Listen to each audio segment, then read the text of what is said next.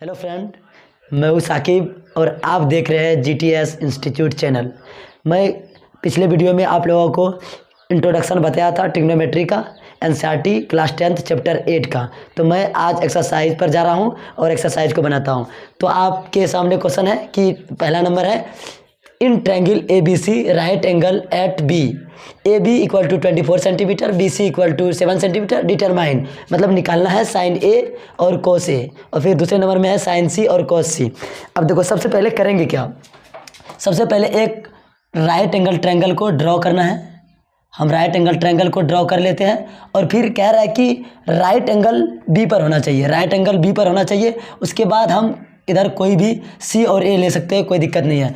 तो सबसे पहले क्या कह रहा है कि हमको दिया हुआ है AB, क्वेश्चन नंबर 1 का AB दिया हुआ है 24 सेंटीमीटर और BC दिया हुआ है 7 सेंटीमीटर। जैसे कि AB आप देख पा रहे हैं 24 सेंटीमीटर है और BC 7 सेंटीमीटर है। तो हमको सबसे पहले AC निकालना होगा। तो AC निकालने के लिए हम वही पाइथागोरस थ्योरम का वो करेंगे, यूज करेंगे। तो लिखेंगे बाय पाइथागोरस।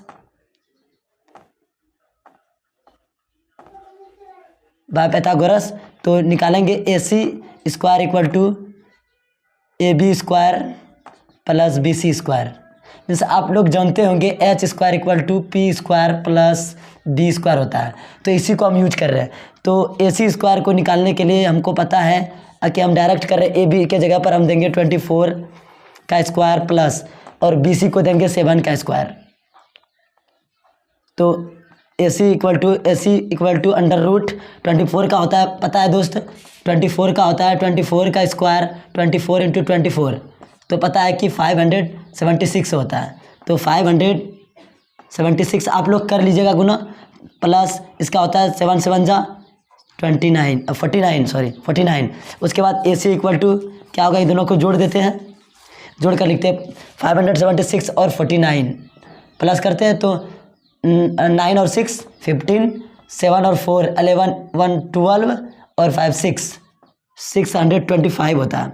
तो AC इक्वल टू क्या होगा, इसका अगर हम रूट को निकालते हैं तो 25 निकलता है। तो यहाँ पर पता चल गया है कि AC इक्वल टू 25 है, तो 25 हम लिख देते हैं सेंटीमीटर। अब हम निकालना क्या है, साइन A, नंबर 1 में निकालना है साइन A। हम इसको रफ किए, आप लोगों को ये रफ नहीं करना है और आप अदर कॉपी में करेंगे। तो देखो, हम निकालेंगे नंबर 1 में क्या, साइन A को निकालेंगे। तो साइन A, तो साइन A को हम देखेंगे इसके सामने वाला, मतलब कि जिस हम एंगल को लेंगे उसके सामने वाला हमेशा परपेंडिकुलर होता है।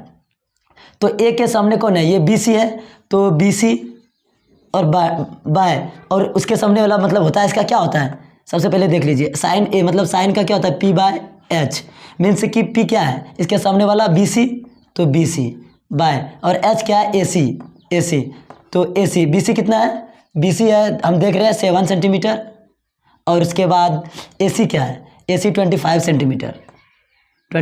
सेंटीमीटर। तो कट जाएगा तो बचेगा 7/25, ये हो गया आंसर। अब दूसरा मैं इसी में एक नंबर में cos A है, तो पता है कि cos का होता है B/H, पिछले वीडियो में हम बता चुके हैं इसके बारे में। तो B क्या है, cos A को ही देख रहे हैं, तो B हो जाएगा ये AB, और H का तो पता है आप लोगों को, H कभी चेंज नहीं होता है, AC, तो पता है AB 24 है और BC मतलब AC कितना है, 25 है। तो ये आंसर, ठीक है। अब हम दूसरा नंबर को भी इसी से सॉल्व कर लेते हैं। जैसे कि दूसरा नंबर में क्या है, दूसरा नंबर में है साइन C मतलब इसका तो होगा P/H पहले, उसके बाद साइन C को अगर हम देखते हैं तो इसके सामने वाला P होता है ये AB, और H तो कभी चेंज नहीं होता है, AC, तो AB कितना है, 24 है, और AC 25 है, ठीक है, ये आंसर। उसके बाद 2 नंबर में दिया हुआ है cos C, तो cos C का क्या होता है, cos का होता है क्या है, B/H, मतलब B क्या है, cos C को अगर हम देखते हैं तो BC है, और H तो कभी चेंज नहीं होता है, AC, तो BC कितना दिया हुआ है, 7 है। उसके बाद AC का बात करेंगे तो 25 है। आंसर। तो हम यहाँ से हट जाते हैं और आप वीडियो पॉज करके लिख लेंगे, ठीक है। तो मैं इसे इरेज कर देता हूँ। अब हम देखेंगे क्वेश्चन नंबर 2।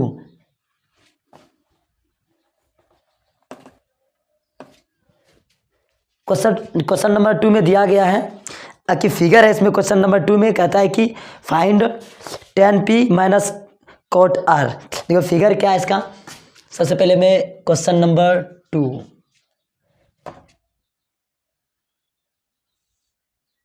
फिगर बना लेता हूँ। ये राइट एंगल है।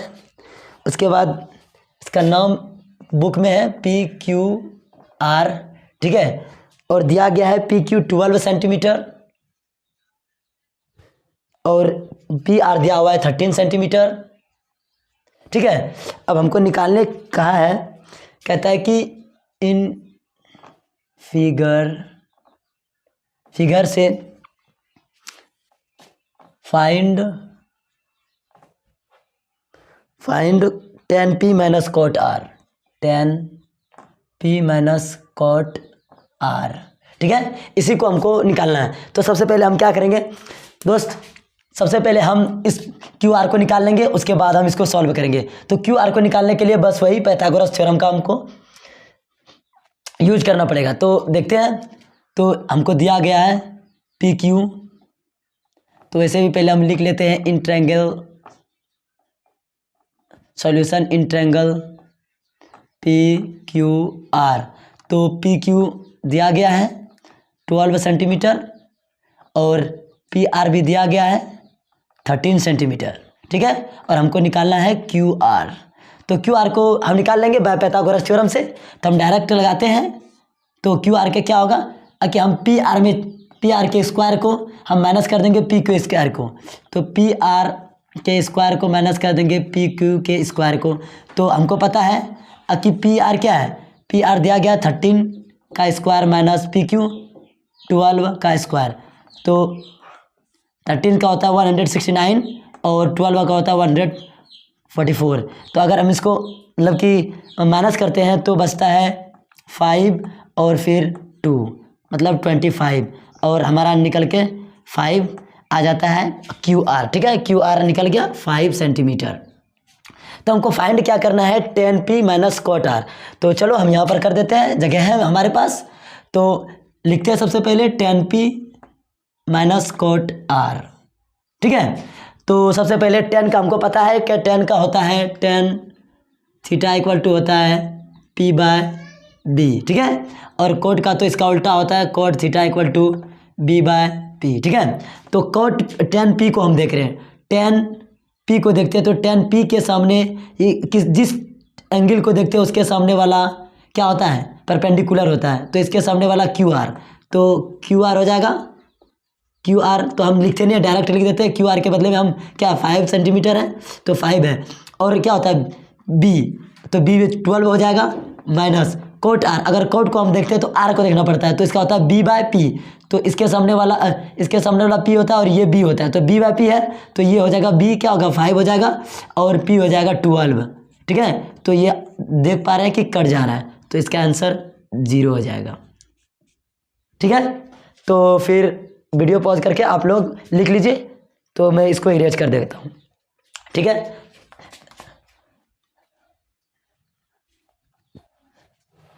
मैं अब क्वेश्चन नंबर 3 पर चलता हूँ, NCERT मैथ के क्लास 10 का।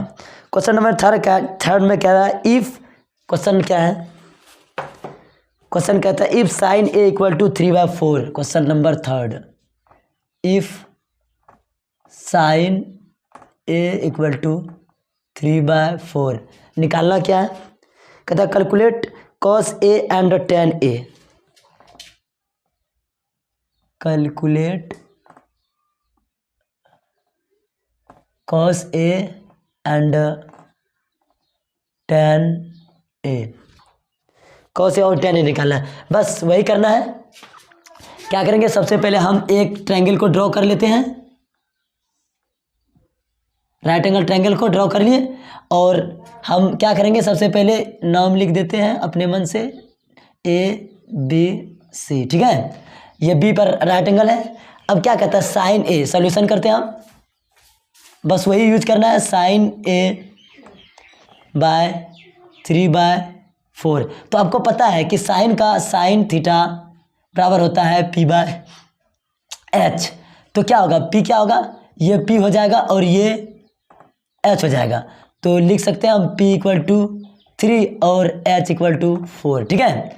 तो अब निकालना क्या है हमको, बी निकालना है, बी बराबर वाट। तो बी निकालने के लिए बस वही करेंगे, पाइथागोरस थ्योरम का प्रूफ फॉर्मूला लगाएंगे, by Pythagoras,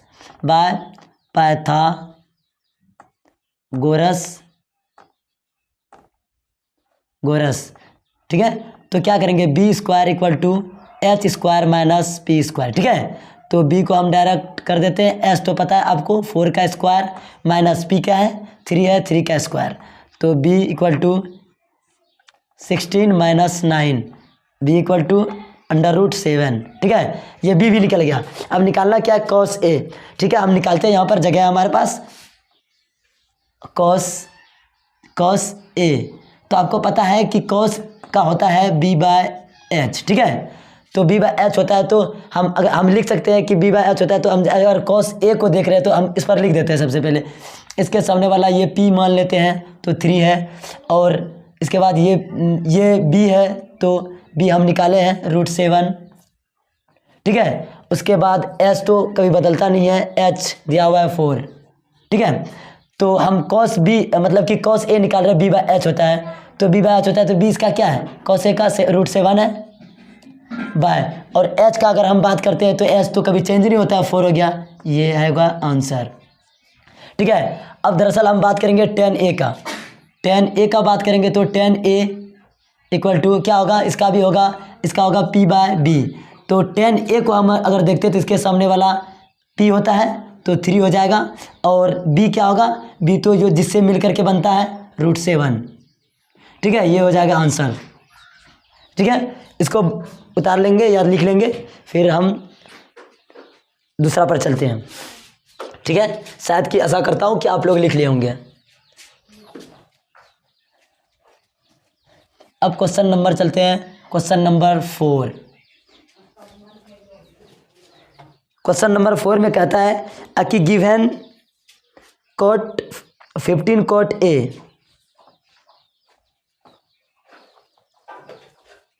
15 cot A equal to 8। तो निकालने के लिए कह रहा है find sine A and sec A, sine A and sec A. तो ठीक है, चलते हैं, बहुत ईजी है, सिर्फ थोड़ा सा घुमाया है। क्या घुमाया, सबसे पहले देखो 15, इसको सॉल्व कर लेते हैं। सबसे पहले 15 cot A इक्वल टू 8। आपको पता है कि अगर इक्वेशन है, अगर इधर मल्टीप्लाई में है तो उधर जाने के लिए हमको डिवाइड होता है, उधर ले जाते हैं तो cot A क्या हो जाएगा 8/15। तो आपको पता है कि cot थीटा हम पढ़े हैं, उसी दिन बता दिए हैं पिछले वीडियो में कि cot थीटा होता है B/P। तो आपको पता है ये हो जाएगा B और ये हो जाएगा P, ठीक है। तो B क्या हो जाएगा 8 एंड P हो जाएगा 15। तो उससे पहले मैं वीडियो को मतलब कि उसको ट्रायंगल को ड्रॉ कर लेता हूँ, ठीक है। ट्रायंगल को ड्रॉ कर लिया ABC, ठीक है। और आपको पता है कि अगर हम क्या निकालने वाले, साइन ए एंड सेक के निकालने के लिए क्या है, सबसे पहले हम एच को निकाल लेते हैं। एच नहीं है, एच बराबर वाट है, तो बाय पाइथागोरस से H square equal to P square plus B square. तो एच को हम निकाल लेते हैं, पी दिया हुआ है 15 का स्क्वायर माइनस 8 का स्क्वायर, ठीक है। तो एच √15 का क्या होता है, आपको पता है 225, अर्थात आप लोग निकाल लीजिएगा, और 64 इसका हो जाएगा। अगर हम इसको माइनस करते हैं तो आप देख सकते हैं कि 225 माइनस 64 तो 1 हुआ। उसके बाद इसमें क्या हो जाएगा, अगर हम लेंगे तो 12 में 6 बच जाएगा, उसके बाद 1, यही हो रहा है ना, 5 में 1, उसके बाद 11 में 5, 11 बचेगा तो 5, और इसके बाद इसमें 1, उसके बाद एच निकालने के लिए प्लस होगा। ओ सॉरी, यहाँ पर क्या होगा, प्लस होगा ये दोनों, ठीक है।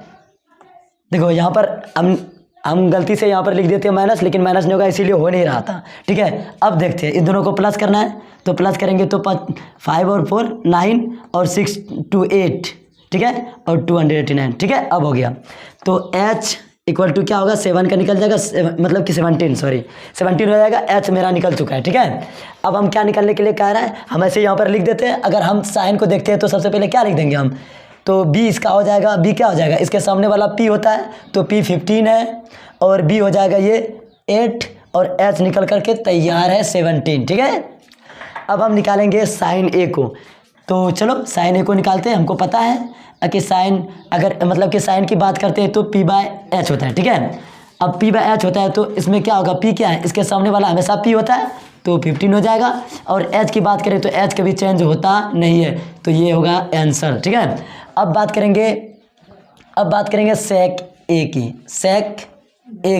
ठीक है। तो सेक ए की बात करेंगे तो हम पढ़े हैं कि cos theta equal to b/h होता है, तो सेक का इसका उल्टा हो जाएगा सेक थीटा इक्वल टू h/b, ठीक है। तो इसका हो जाएगा h/b, तो क्या होगा, h कितना हुआ है 17 है, और b हो जाएगा हमारा इसके हिसाब से देखेंगे तो 8, ठीक है।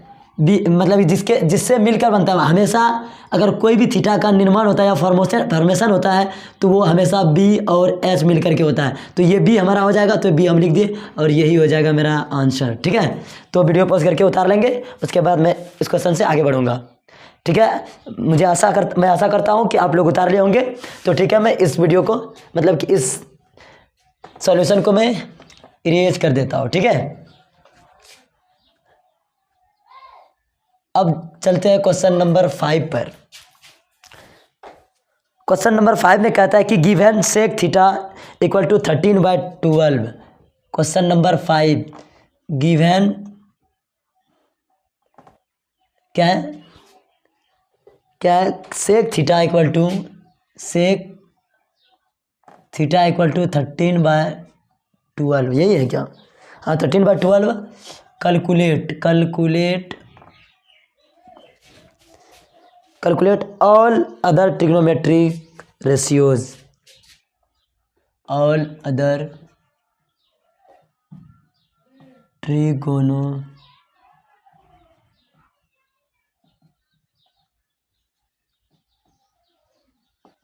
ठीक है ना। आपको पता है कि रेशियो 6 होता है ना, तो सभी को निकाल, एक दे दिया है और पांचों निकालो। तो सबसे पहले हम करेंगे क्या, एक ट्रायंगल को ड्रॉ कर लेते हैं, मतलब राइट एंगल ट्रायंगल, ठीक है। तो इसको नाम रख देते हैं ए, इसका नाम रख देते हैं बी, और इसका नाम रख देते हैं सी, ठीक है। अब हम किसी पर भी थीटा ले सकते हैं, थीटा ले लेते हैं, तो मान लिया हम लेकर रखते हैं, ठीक है। अब सेक थीटा इक्वल टू 13/12, और आपको हमने बताया है कि सेक थीटा का क्या होता है, h/b होता है, तो ये क्या हो जाएगा, h हो जाएगा, ये क्या हो जाएगा, b हो जाएगा, होगा ना। तो h इक्वल टू 13 और b इक्वल टू 12, ठीक है। अब निकालना हमको क्या है, p निकालना है, तो p निकाल लेते हैं। तो देखो, अगर थीटा के अनुसार से अगर हम p मतलब कि b लेते हैं तो b क्या हो जाता है, 12 हो जाता है, और h तो कभी चेंज होता नहीं है, ये होगा 13। अब निकालना है हमको व्हाट, b मतलब p। अब p निकालेंगे, कैसे करेंगे, p बराबर इक्वल टू व्हाट, तो बाय पाइथागोरस,